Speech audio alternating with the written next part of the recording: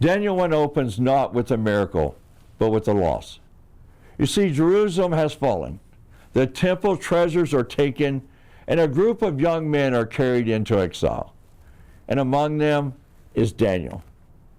Now everything is gone. His home, his language, even his name. You see, Babylon's strategy is clear.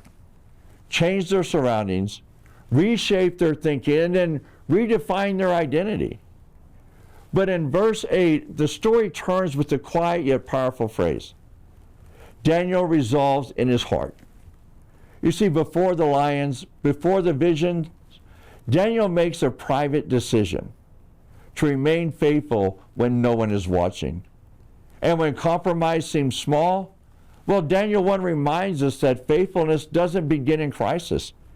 It begins in conviction. And God often works his greatest purpose through people who choose obedience in the ordinary. Beloved, this week I'm joined by Labor Morales and April Morales. And we're going to discuss Daniel 1. Beloved, welcome to Be a Voice.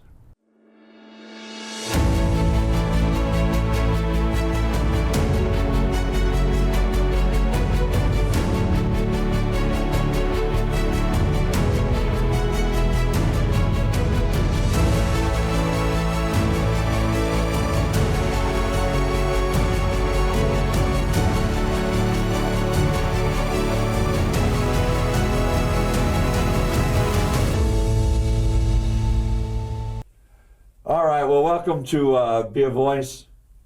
Labor, April, I'm glad you're both here today. Thank you. It's a beautiful day. We have a new year. You're the very first people here for us today. Yeah. And I'm excited about it, especially since our topic. I'm really excited about going through Daniel. And Daniel 1 seems so insignificant, but you'll find that's just a great chapter to open up with. Right. But with that said, you want to open with the word of prayer for us, Labor? Yeah, let's bow our heads. Dear Heavenly Father, Lord, I just want to thank you for this opportunity to come together and study the first chapter of Daniel, Lord. I ask that you be with us, but also be with those that are watching us at home, Lord. May you open our hearts and our minds so we can learn something new about you, Lord. And I invite you to be with us as this Bible study continues. In Jesus' name, amen. Amen. Well, I'm just going to start off with what I decided was the most important question. Why were Daniel and his friends taken to captivity in Babylon? And, if we look over in Daniel 1, verses 1 and 2, it really starts off with an explanation for it. So it tells us, in the third year of the reign of Jehoiakim, king of Judah, Nebuchadnezzar, king of Babylon, came to Jerusalem and besieged it. And the Lord gave Jehoiakim, king of Judah, into his hands, that some of the articles of the house of God, which he carried into the land of Shinar, the house of his God, and he brought the articles into the treasure house of his God. I know I asked the question, but I want you to see something right here I caught the other day when I was going through this in our study. Mm-hmm. It literally says, with some of the articles of the house of God, which he carried into the land of Shinar, his God, right? Yeah. You don't really think much of that statement at first, but it becomes a really powerful statement much later in the book of Daniel. Those treasures, those articles that he carries off are going to play such a big role later on, aren't they? Yeah. So it's just something I caught when I was reading it again. I was like, I just never realized that we always it connects the front of the very first chapters to the very end of the chapters. Yeah. So anyway, I just thought it was interesting. So back to our thoughts. So Judah consistently ignored God. Right. And because of that, they get taken into captivity. Yeah. Yeah, like on verse 2, it says that the Lord gave them into their hand, right? Yes. And I mean, like you said, it has to do with their obedience towards God, right? Their actions. It does. It's kind of the consequences of their actions. Well, it really does. April, their unfaithfulness was the reason God allowed, Babylonians to come and take them. Yeah. But with that said, he didn't desert them, though, did he? He was with them the whole time. Yeah. I mean, God is not an evil God. God is very merciful and graceful towards us, towards his people. He didn't want to do that. Yeah. He wanted his people to obey him, for him to take care of his people, but Right. they weren't willing. To follow his plan. Yeah. Right. But even though he didn't follow his plan, it shows you how just God is, you know. He's just enough to let us make our decisions. Yes. But then we have to reap our consequences, but even though we have to reap our consequences, he doesn't forsake us, right? He continues to be with us. No, I agree. I mean, I think this is a lot where Jeremiah 29 verse 11 even comes in, where he says, I know the plans for you, declares the Lord. You know, plans to prosper you, not to harm you, plans to give you hope in the future. The problem is sometimes to get you there, certain things have to happen. Right. I don't think it's much different than raising children. I mean, I don't discipline my children because I wanted to. I discipline them to help them grow up to be good people in society. Right. Yeah. If I let them run wild, you know, there'd be no controlling them. Yeah. How will they learn? Yeah, how would they learn? Yeah. I like that. So we find that it was the consequences of their disobedience. You know, it really made me think about Adam and Eve and the fact that Adam and Eve were given free will. They just chose poorly. Right. But if they had chose properly, none of this would have happened to them, well, or us either, but we all have to suffer the consequences of our actions because we have free will. Yeah. And you know, I kind of talked about the phrase, the Lord gave Jehoiakim, king of Judah, into his hands. Too many times we give credit to outside forces. So the Babylonians, you know, they were a powerful nation. Right. The Israelites had faced powerful nations before, and they were never taken captive. Matter of fact, they won massive battles with just hundreds of people. Yeah. Yeah. That's true. But, I mean, the Bible's really clear, you know, to say that God's the one that gave it to Babylon. Yeah. Not through their power, not through their mightiness. You know, it was God who let that happen. I agree. You know, we see that God guides history even in adverse circumstances too. But they all work out for his purpose. Because we're going to find out that because of this, so many nations were touched by God that probably would have never been touched before. That's true. And you know, to me, it's so beautiful how out of the mistakes of Israel, you know, God still has something really positive to come out of it. He does. He made that work out of his own towards his benefit. Yeah, I agree. So they get taken captive now. They get carried off to Babylon. And not only, and we'll get into the food and stuff, but they're going to change their names now too. Yeah. Why change their names? I mean, what's wrong with Daniel? You know, why give him a new name? Well, It erases the Hebrew origin, like what God represents too. Like, it gives like God. It takes away God's like hand, and Satan really Satan really doesn't like God, so he tries to take that away, even from your name. yeah, I mean, our names in general nowadays, it's important. You know, it's who you are. It's what people know you as. But even back then, I know Daniel's name has a specific meaning. It does. You know, now I didn't put this on my notes, but I know it means like the El means God or by God, right, Pastor? And then the Dan means judged. Yeah. So it's being judged by God. You know, and so that has, I mean, a very powerful meaning. It does, doesn't it? And so whether Nebuchadnezzar knew this or not, you know, he was taking a lot from him changing his name. Well, you know, and that's there's a lot to that. Now, we changed the names to take away to make them conform to us. If you pull their identity, change their culture, it means different. And especially back then, you're right. Names meant something important. You know, Belshazzar, Bel protects the king, or Prince of Bel. Yeah. I mean, that's a big difference, isn't it? Right. Shadrach, champion of Acca, a Babylonian god. Meshach, Abednego all mean different things to their gods too. Yeah. So they were all named after their god. Right. They Pagan took away gods. our god. Yeah. So it made a difference, didn't it? Yeah. It definitely did. Each name honored God initially, but now they're honoring Babylonian gods. Right. And I mean, right off the bat, the Babylonians' plan was to take them and change their names, but also put them through this like schooling, Yes. and school them into their doctrines and their religious beliefs, and to just change them completely from what they were. No, I agree. I mean, really, if you think about it, this is the great controversy thing, between good and evil. What does Satan try to do? He seeks to distort our identity. Yeah. He wants to change our allegiance.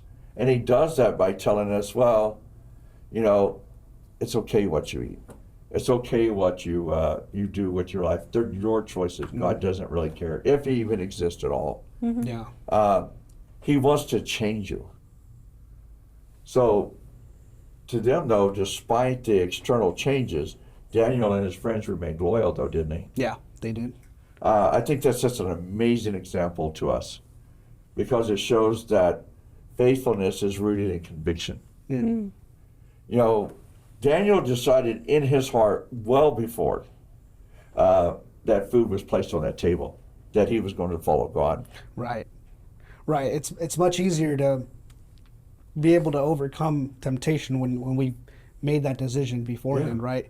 If we try to make the decision once we're being tempted, I mean, it makes it a lot harder. Yeah, it really showed Daniel's foundation. Yeah. It did, didn't it? Verse 4, said, Daniel 1 verse 4 said that young men whom there was no blemish, but good looking, gifted in all wisdom, possessing knowledge and quick to understand, who had the ability to serve in the king's palace, and to whom might teach language and literature of the Chaldeans. So he wanted to change everything, but he wanted them to be the example. Yeah. I mean, if you can change the best of them, then the rest are just going to fall in place. Right. And I mean, also, like, putting yourselves in Nebuchadnezzar's shoes, we know he was a prideful man. Yeah. They say that in the bricks that they used for the wall, archaeologists have found a lot of the bricks, if not most of them, had his name stamped on them. So, I mean, what kind of pride could you take to say, well, look at me, I've overcome these nations, excuse me, and I've taken their best, and I've molded them into whatever I wanted to. That's also like a show of power. Yeah. I mean, you would want the best chess pieces. Right. Not just any. You wouldn't want to use the pawns. You would Right. want to use the king, the queen, the bishops. Yeah. I agree. Yeah. It really interested me here too, because God later uses these trained young men that were supposed to be the wisest and the smartest and knew all these languages to help prosper the pagan government. But did it really help the pagan government, or did it help God? No, it ended up helping God. It shows who's in control, right? Yes. Yeah. God's always in control. That's true. Yeah, and there's a lot of examples throughout Daniel of, things going on, and it's kind of like, well, why are these things going on? But then God's hand's always in there. Yeah, he is in it. I mean, it also shows like Daniel's loyalty to God is why God is always in control. Because like if you weren't loyal to, like, how is God gonna use you? Yeah. Let me ask you another question, because we talked about the food earlier. So we know that, in verse 5, Daniel 1, verse 5, the king appointed for them a daily provision of the king's delicacies and of the wine in which he drank. So, and 3 years of training for them so that they would end up being the best and the brightest to be able to serve God, or serve the king. So he gives them the best of the best, but they refuse to eat it. Yeah. Daniel says, no, I'm not supposed to do this. God has already told me what was food. Right. And he says, you can call anything food, I can call your shoe food, Yeah. but it's probably not going to taste very good. Right. And he says, the fattest pig, the best of the wines, all these things aren't what God told me to eat. So why would I do that? Right. Spiritually, the king's food represented a compromise to me of the world system. Yeah. It's no different than us compromising in some other way, or food or some other different way that says, well, it's okay if I just do this today. Right. It's just food. Yeah, or, it's just or food. it's just this one time. Yeah. But no matter how big or small we make it to ourselves, it's still a compromise. It is. Right. But Daniel was very clear. Daniel and his friends, they had made their minds up, like we've said since before, that they weren't going to compromise, no matter what the circumstances were. I mean, to put myself in their shoes, that's a scary situation to be at. They're telling you to eat, and you've been taken from your will, captive, and you're pretty much hostage. They can do what they want with you, and you know that. And I mean, out of fear alone, it would be easy to just say yes, okay. It's easier, isn't it? Yeah, but One little compromise, April. That's all it takes. And I also want to point out, it says the best food, right? It's okay. It's the best food, right? Yeah. right. But the best food is always God's food, like God's provisions. Like, you know what? Like, it doesn't matter if it's spiritual or physical. Like, God's plans, God's hand is always better. It God's is. plans. It really, to me, at least when I was thinking about this, accepting the king's provisions really symbolized a dependence on Babylon rather than God. They knew God's diet was the best because God gave it to them. Yeah. So why would you compromise? I mean, today we compromise and call everything food.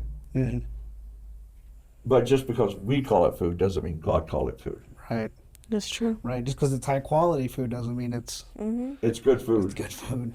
But it also, I think that, if you think about this, we see that Daniel, this is why Daniel's refusal illustrates this separation from practicing the will of the world and the will of God.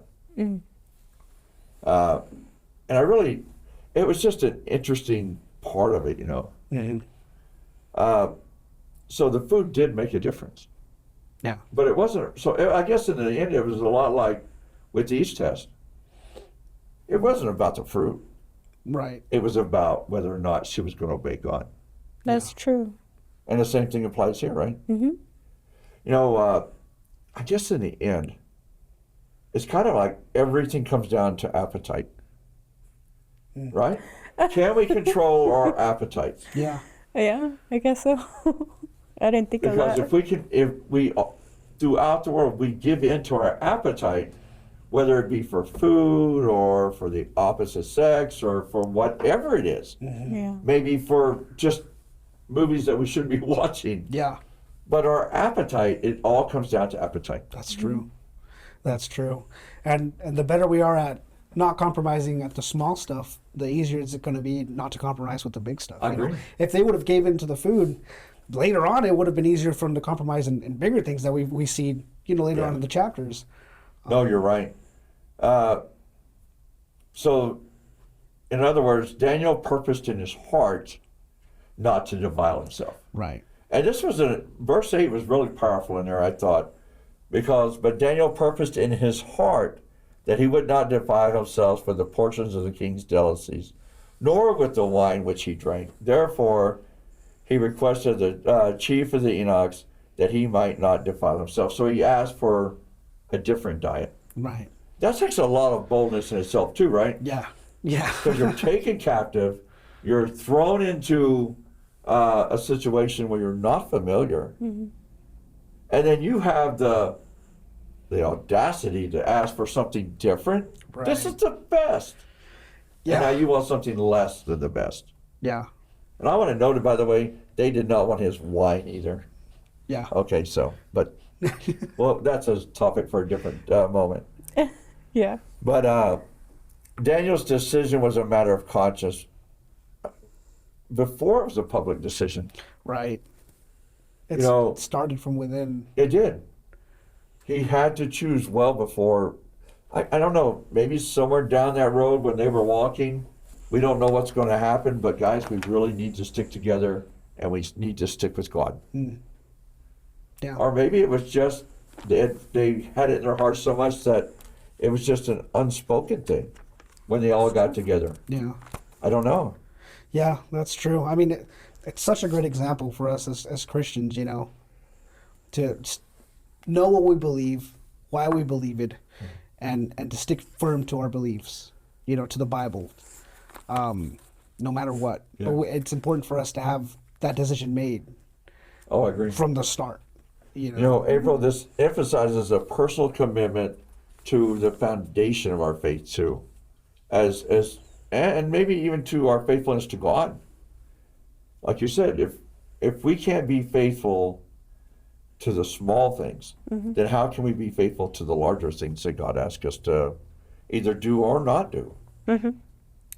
Yeah, I mean, it also, like, God will help you. Yes. He is, like I've said before, like, he's a merciful and graceful God. He will help you.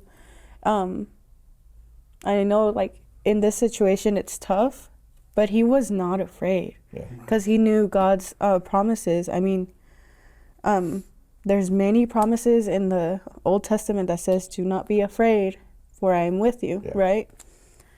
And I feel like since Daniel had that in his heart, like, he knew all the promises, he was not afraid to, like, hey, I don't want to eat your food. Yeah. It did. I think you're right. I can't see Daniel going up cowering towards the Enoch and say, can you please let me? No. right? He's going up with some boldness. Yeah. He's like, look, I know what you say, but just give me 10 days to prove that my diet's better than the king's. Yeah. I mean, it literally says in verse 9, God had granted Daniel kindness and compassion from the chief eunuch. And yet he said to Daniel, I fear my lord the king who assigned your food and drink. What if he sees your faces looking thinner and, Yeah. you know, like, God really helped them. Like, Yeah. we see this in the reading, like, he's going to help you. Like, Oh, I agree. Well, and even in right as we open in the second half here, we'll talk about that, won't we? We're going to talk about the new program later on too, and that's what that was for. So where obedience flows from this inward decision to honor God was important to them. Yeah. That's what this was all about. It was an inward decision to honor God. So Daniel 1 is the foundational to God's health message too. Yeah. I mean, I don't want to keep bringing that, but the chapter teaches us, though, that our physical health, our mental clarity, our spiritual discernment, all of that is interconnected. Yeah.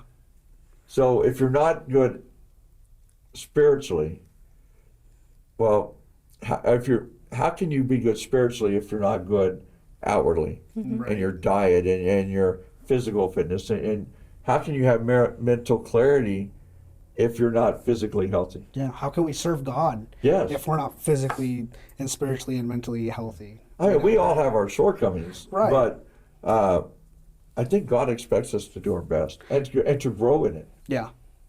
Yeah, definitely. I mean, I can't eat McDonald's every day and expect, you know, to be tip-top shape. Yeah, you that's know, true. be able to go run a marathon. I have to put a little bit of effort in, you know, at You least do, don't you? to be able to do those things. Counteract, like 20 years? Probably 20 years since I've eaten at McDonald's. So. Yeah. But that's another story too. But we do see a lot of this first part of Daniel 1 is really important. I like to say, yes, they're captive. Yes, they believed that their diet was better, but now they had to stand for it. Yeah. And that's where we're going to lead into soon. Is are they strong enough to stand for what God asked them to stand for? So, all right. Well, we're going to take a quick break. Then we're going to come back and finish the second half. We've got a lot to talk about, and I'm excited. Like I say, it's a lot of fun. All right. Well, we have a new program coming up. We're going to talk about, and we'll hope you join us and participate. All right, we'll be right back.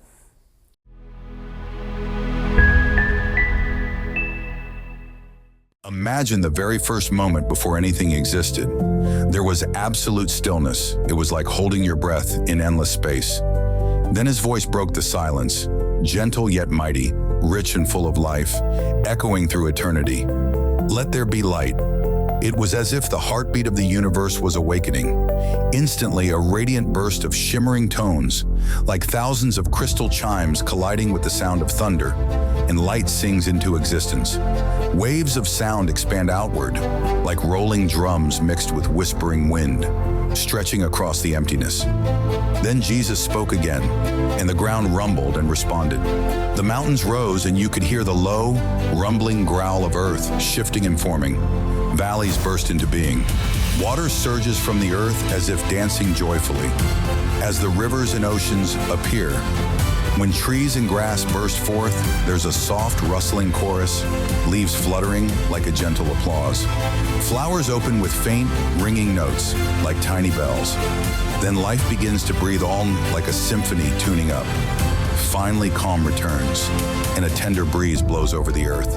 The soothing pulse of creation settled, and the Creator's voice, warm and intimate, speaks life into humanity.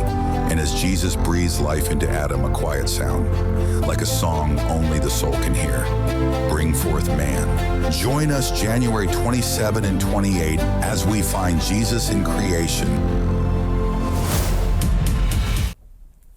I'm really happy with the first part. It was a really interesting discussion.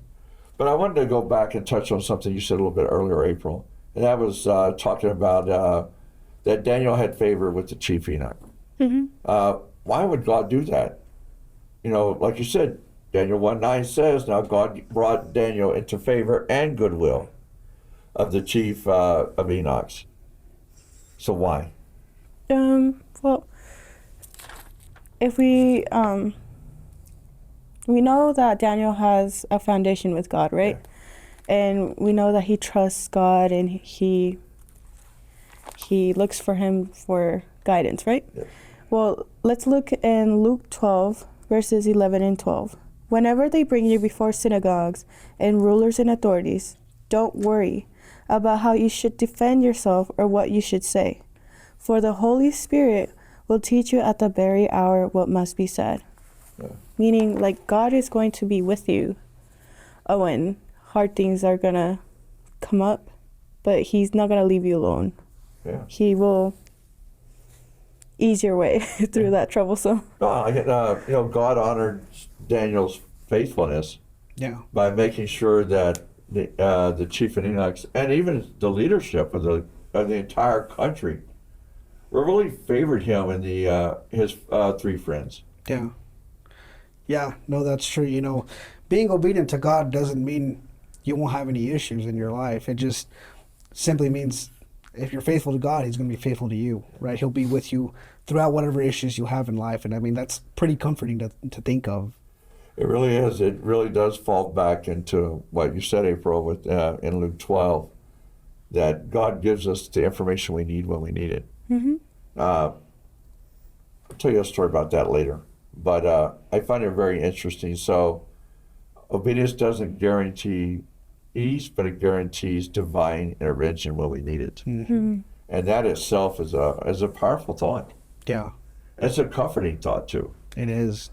It is. And, you know, there's so many testimonies and stories out there for the modern day now of God intervening, you know, with people's bosses, with governments, you know, for his people that are faithful to him, you know. And it's not something that just used to happen, doesn't happen anymore. I mean, it's continuing to happen now. You know, you can look online, there's countless stories of just how God's hand has been through people, you know, with people through their pain, through their suffering, through their struggles. Yeah. So definitely a good study for later on, because you're right. We think that God is more distant nowadays, but I think he just speaks to us a little different sometimes. Mm-hmm. But he's still there, right? Mm-hmm. Yeah. So what kind of knowledge did God give Daniel and his friends? Like I say, we kind of know what the Babylonians were teaching, since they were supposed to be the the wise men of their time. They were going to learn language. They were going to, because they needed to learn the Babylonian language. They needed to learn wisdom, skills to be intelligent. But God tells them over in verse 17 that as for these 4 men, God gave them knowledge and skills in all literature and wisdom, and Daniel had an understanding in all visions and dreams. So God gave them the wisdom, not the Babylonians. Right.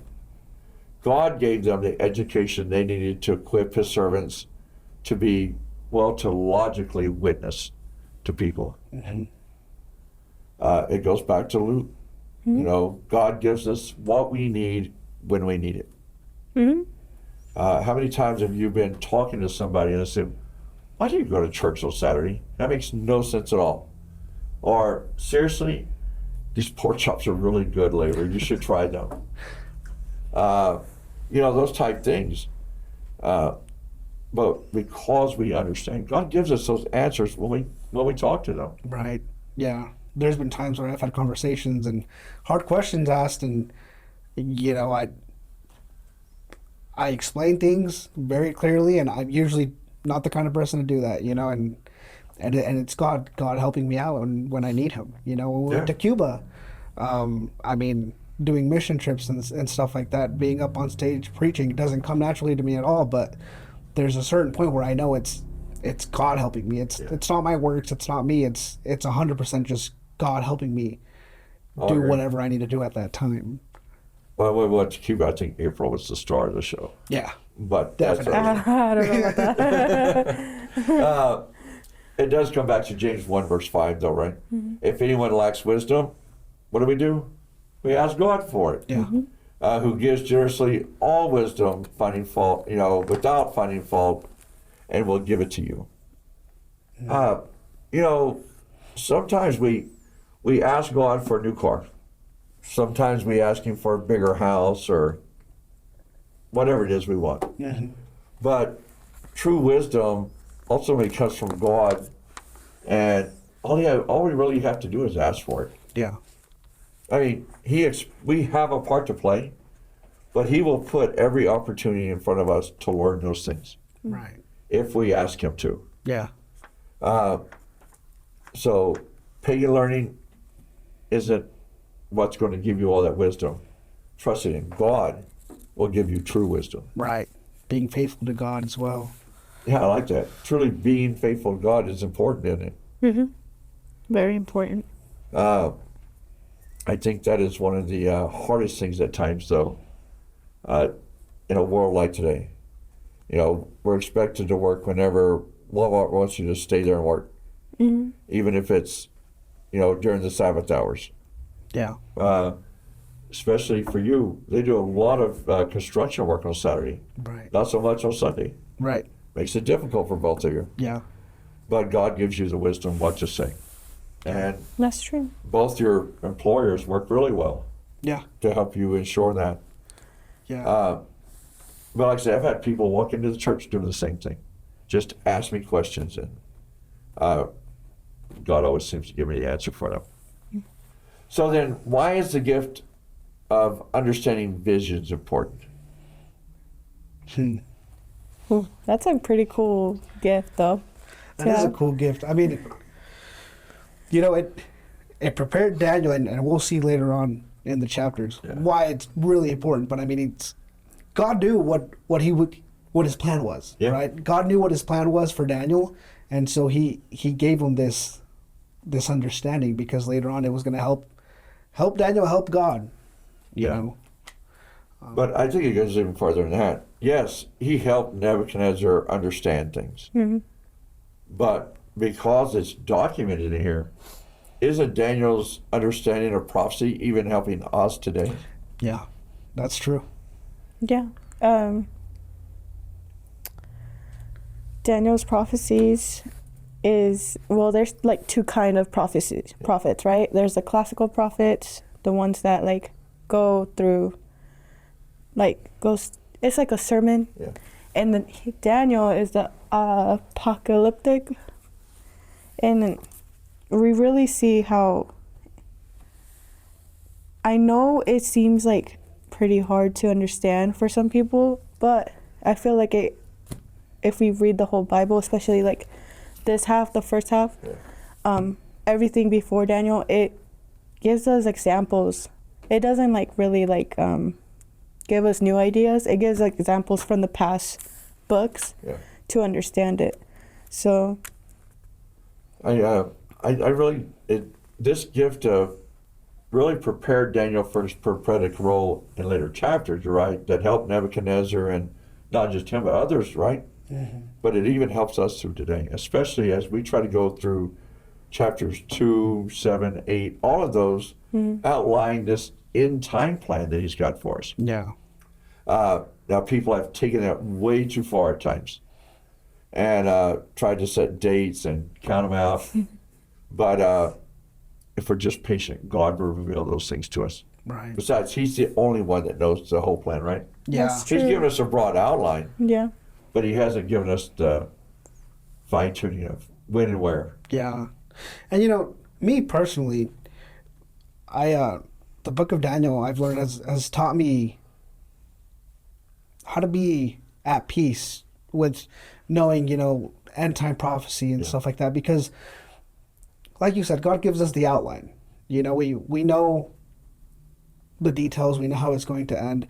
And we also know there's certain prophecies in Daniel that historically have been accurate, right? And so that gives me the reassurance, because if all those prophecies have happened exactly how Daniel had prophesied, then no matter how hard it might get, no matter how scary it might get, I mean, the end's going to happen the way it's going to happen, because that's what God had put out, right? Yeah.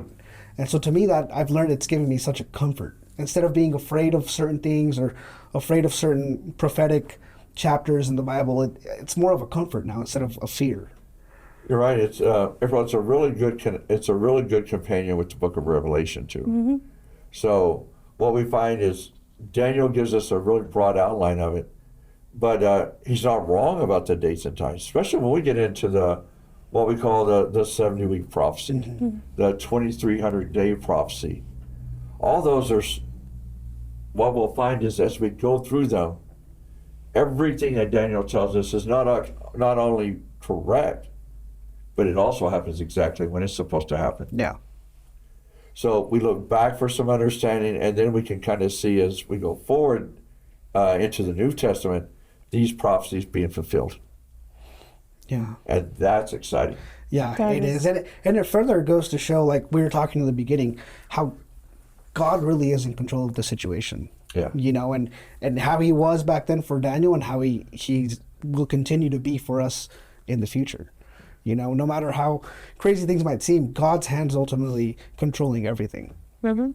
But that, if you think about it, as we look backwards, we can see that God was all in control of all this up to Daniel, so we can trust that what Daniel has told us, that God is in control of the future too. Mm-hmm. Yeah.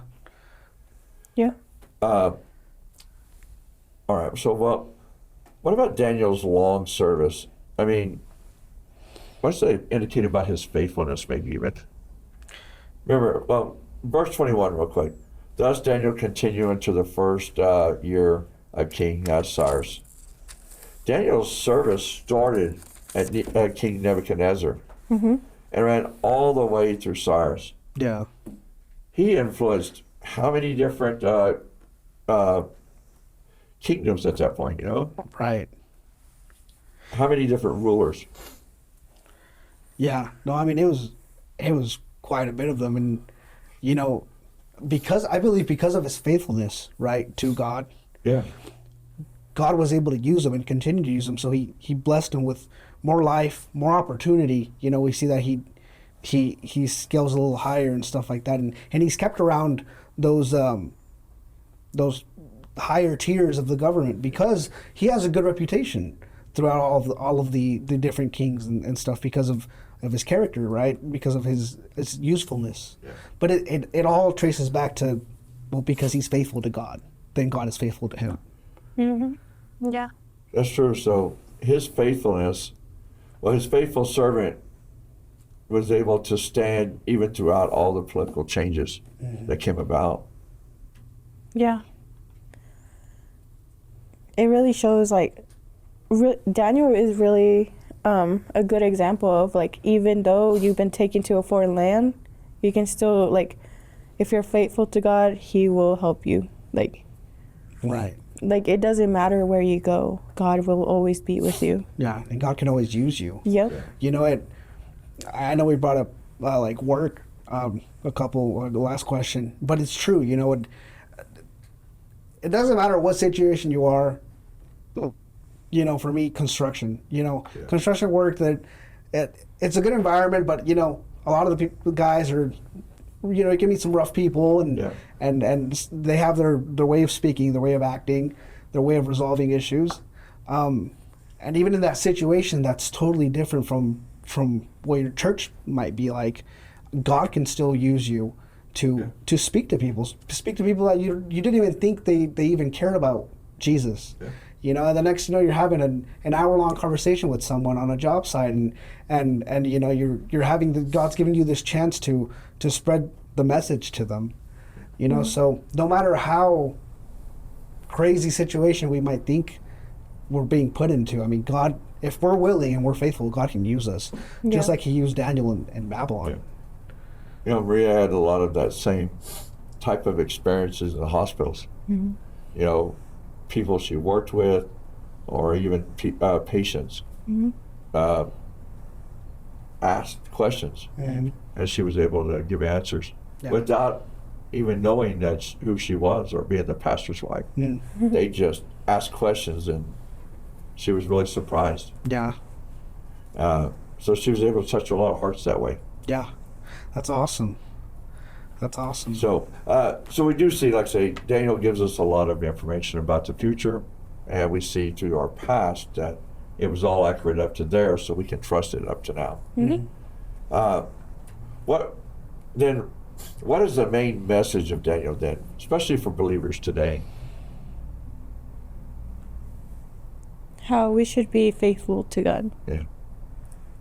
I think Daniel is a great example of how faithfulness really will take you to many places and to many positions, because Daniel was in a very high position. Yeah. My takeaway verse from this whole chapter is verse 8.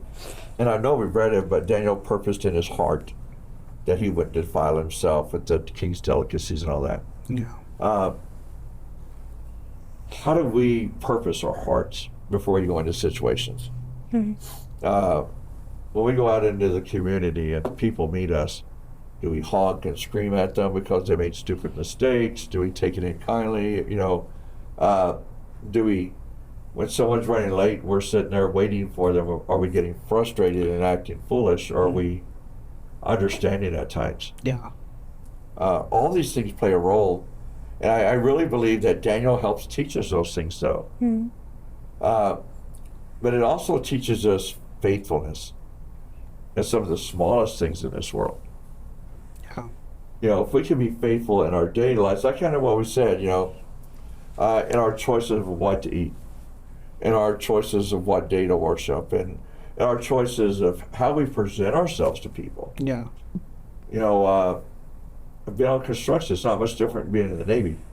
In the context of the language and stuff that they use. Mm-hmm. And when you're around that type of influence all day long, it's hard to stay faithful to God sometimes. Right. So you have to purpose in your heart to stay faithful. Yeah. Yeah. You have to make that decision before you get tempted to say or do or, speak on anything. Yeah. I mean, and Daniel chapter 1 it's a really great example of that. You know, if I get anything, main message from this chapter is that, it starts from the small things. Yeah. And how important it is for us to be faithful to God, right? Because if we're not faithful to God, then he can't really help us out too much. Yeah. But if we're faithful to him, then he will help us with all the capacity he can. Whether it's in Daniel's case, putting him in the good side of the eunuch, or letting him be able to test the health things and all those stuff, giving him and his friends the wisdom. I mean, God was just completely immersed in everything that happened to them. April, if we're not faithful to God, we might end up like the Israelites, cast out into Babylon and tested. Yeah. And you may not be the Daniel, you might be the slave down in the coal mines, or wherever it is in the circumstances, Yeah. First of all, I don't want to be Daniel or them. Yeah.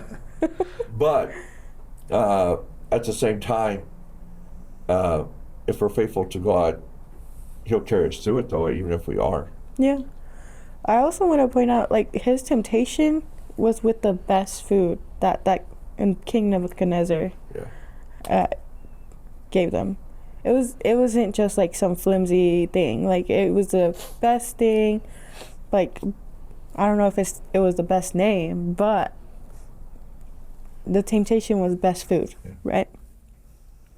And Daniel still was determined not to defile himself. Yeah. Him and his friends. Satan does what he will tempt us in whatever situation that will draw us out. So, later, if I gave you $1 million, would you quit and go do another job that would pay you another $1 million next year and just abandon your faith? Yes. Satan knows how to use those things. Right. But Daniel said, it doesn't matter to me. God matters to me. Yeah. To me, it emphasizes that obedience, really a healthful living, an unwavering loyalty to God are all essential for preparation for Him, but even for us in the end times. Look, we don't know when it is, today, tomorrow, or 200 years or whatever, but we have to be ready today, don't we? Yeah. And I think that's a lot of what Daniel shows us too. Daniel shows us that if we purpose our hearts to be faithful to Him, to God, that God will be faithful to us and we'll be ready for that second coming. Yeah. And be able to stand all those temptations. Yeah, that's true. The importance of being ready now. Yeah. Of making that decision right now and not waiting one more second, one more day. And like you said, we don't know when those trials are going to come. But it's important for us to take Daniel's example and be ready, be prepared before that happens. Well, that's it. We don't know when our last day is. So He may come in 2 weeks, but we may not have 2 weeks. Right. That's true. And that makes the difference too. All right, well, guys, I'm out of questions. But I'm going to give you both about a minute or so, and y'all can give me your wrap up of everything. So, April, we'll start with you. So, like the wrap up, right? Yeah. Okay, so I guess I want to read Isaiah 44, 6 and 8. And this is a promise, right? This is what the Lord, the King of Israel, and its Redeemer, the Lord of armies, says. I'm the first and I'm the last. There is no God but me. Who like me can announce the future? Let him say so and make a case before me. Since I have established an ancient people, let the gods declare the coming things and what will take place. Do not be startled or afraid. Have I not told you and declared it long ago? You are my witnesses. Is there any God but me? There is no other rock. I do not know any. Like, we see it so many times again in the Old Testament, that how God is always with us, how God will always protect us, and how we shouldn't be afraid, for He is the one who knows everything, right? And we will be seeing this time and time again in these coming chapters in Daniel, how God uses Daniel and his gifts and his friends show who God is, how God is, and His love for His people.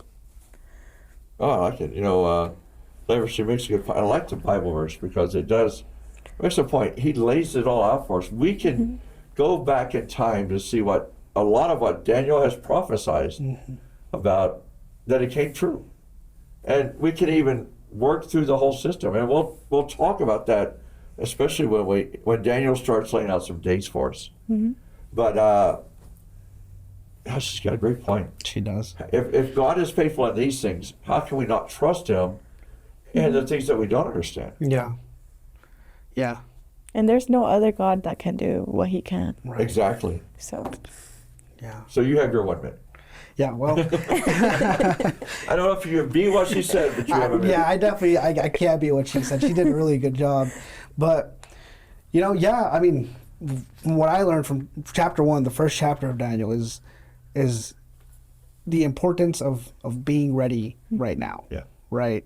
Not waiting one more second. Making that decision in my mind that I'm going to follow God to the T, with the big stuff, with the little stuff. And also the awesomeness of just having God on our side, right?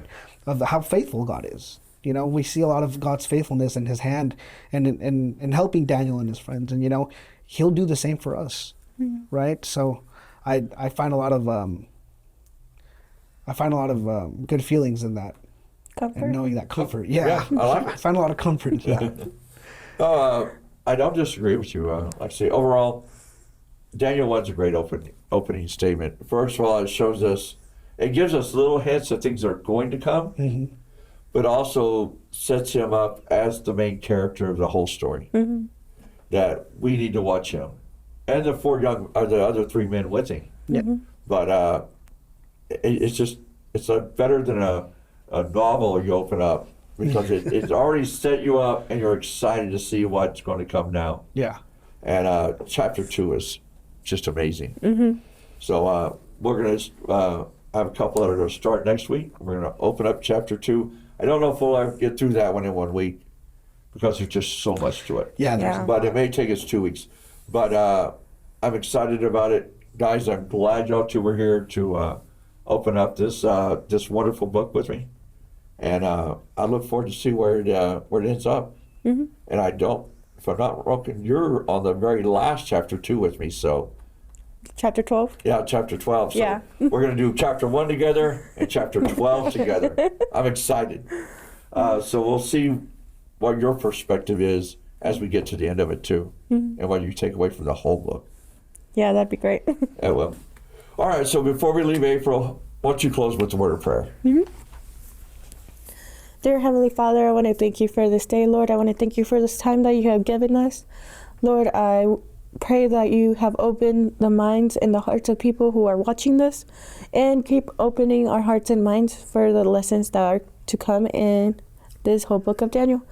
I thank you, and please be with us, Lord. In your heavenly name, in Jesus' name, amen. Amen. Amen. All right, well, thank you again, and never forget to be a voice for the kingdom.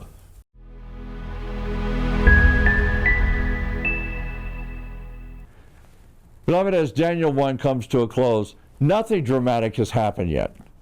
No lion's den, no fiery furnace, no vision of the future.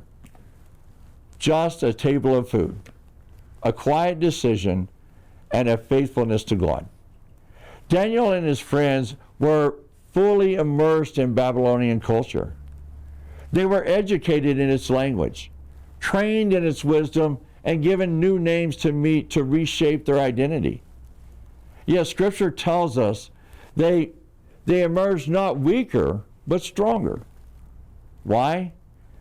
Because while Babylon changed everything around them, it could not change what they had already settled in their hearts. You see, verse 17 says, "To these 4 young men God gave knowledge and understanding of all kinds of literature and learning." See, notice here that, well, who gives the wisdom? Not Babylon, not the education system. God honors their obedience with insight, discernment, and favor. Their faithfulness did not limit their influence, but yet it increased it. And when they stand before the king, over in verse 20, they are found to be 10 times better than all the others. This wasn't about, being smarter than everyone else. It was about spiritual integrity. Their excellence flowed from their devotion to God. You see, Daniel 1 reminds us that compromise often looks harmless at first. It's just a meal, just a small adjustment, one little decision. But faithfulness also begins with one decision, often unseen and even often uncelebrated. Long before God delivers Daniel publicly, he forms Daniel privately. The same is true for each of us. We may not be living in Babylon, but we are living in a world constantly trying to shape our lives, rename our identity, and redefine what faithfulness looks like. The question Daniel 1 leaves us with was simple. What have we resolved in our hearts? Because when God finds people who will remain faithful in the smallest of things, he entrusts them with greater things. And when we choose obedience, even in the quiet moments, we discover that God is already at work, preparing us for purpose far bigger than anything we could possibly see. Beloved, join us next week as we go through chapter 2 and start to interpret Nebuchadnezzar's dream.